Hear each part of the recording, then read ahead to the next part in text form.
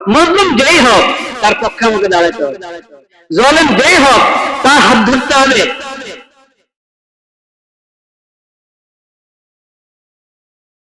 গাজায় মুসলিম হচ্ছে মুসলমানরা, কাশ্মীরে মুসলিম হচ্ছে, হিন্দুস্তানের বিভিন্ন এলাকায় মুসলিম হচ্ছে, চীনের বিভিন্ন এলাকায় মুসলিম হচ্ছে, রোহিঙ্গারা মুসলিম হচ্ছে।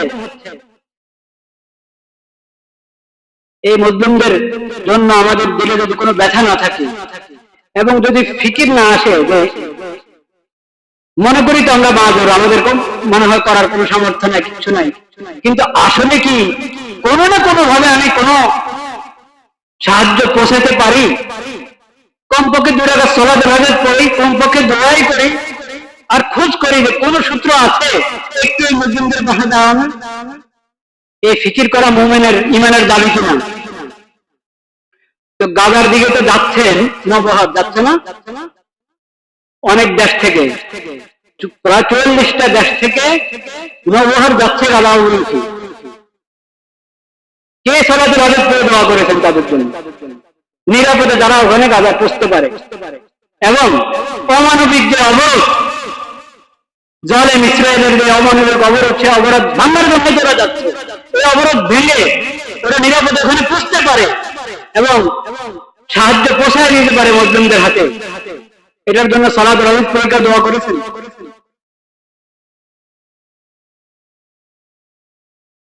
2 রাকাত সালাতুল হাজত পড়ে সবাই দোয়া করে করলেন তো, ওয়াদা করলেন তো কমপক্ষে 2 রাকাত সালাতুল হাজত পড়ে দোয়া করেন যে এই নবহার গোলমাল সমুদ ফ্লোটিলা যাতে নিরাপদ পৌঁছতে পারে গাজায়,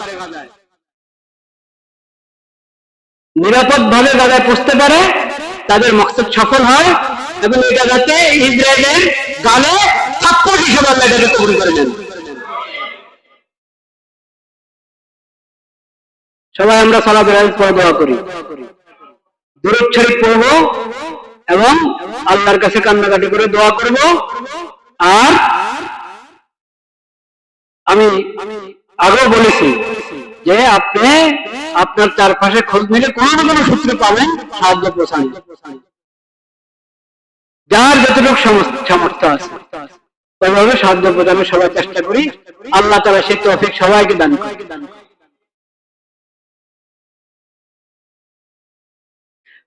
জানি না মুসলিম দেশের শাসকদের এই বিষয়ে তাদের, এমনি তো মুখে তো কত কথা বলে। কয়দিন আগে কাতারে জমা হলো সবাই, শুধু মুখের জমা খরচ। আমরা নিন্দা জানাচ্ছি, আমরা নিন্দা জানাচ্ছি, তোমরা নিন্দা তো আমরা জানাবো, আমরা জনগণ, আমাদের যাদের কোনো করার কিছু নেই, আমরা নিন্দা জানাবো। তোমরা নিন্দা জানাবে না তোমরা নগদ ব্যবস্থা গ্রহণ করবে? আরব শাসকদের মুখে এটা সাজে নিন্দা জানায় তারা। ওআইসির অন্তর্ভুক্ত যত দেশ, সেই দেশের শাসকদের মুখে এটা সাজে যারা নিন্দা জানায়।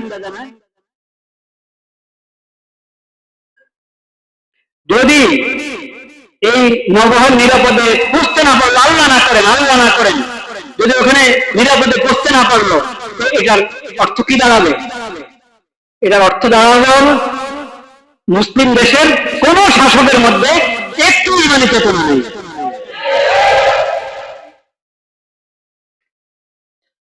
তারা যদি আজকে এক হয়, তাহলে আমেরিকা ইসরায়েল কারো সাহস হবে না, কারো দুঃসাহস হবে না এই মুসলিম দেশগুলোর মোকাবেলা করতে। কিন্তু এরা হলো ইমানি চেতনা হারিয়ে ফেলেছে, ইমানি চেতনা হারিয়ে ফেলেছে। দুনিয়ার মহব্বত এমন ভাবে সওয়ার হয়েছে, আখিরাত ভুলে গিয়েছে, আখিরাত ভুলে গিয়েছে। সেজন্য আল্লাহ রাব্বুল আলামিন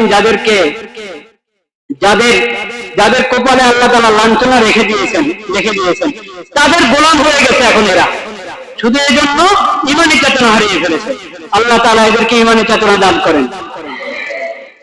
তাদেরকে তারা যে গাফলতের যে ঘুমের মধ্যে ওরা শুয়ে আছে, আল্লাহ তাআলা তাদেরকে জাগিয়ে দেন।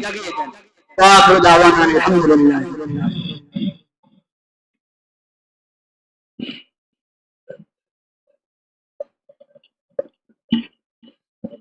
যাদের সুন্নত বাকি আছে সুন্নত আদায় করেন।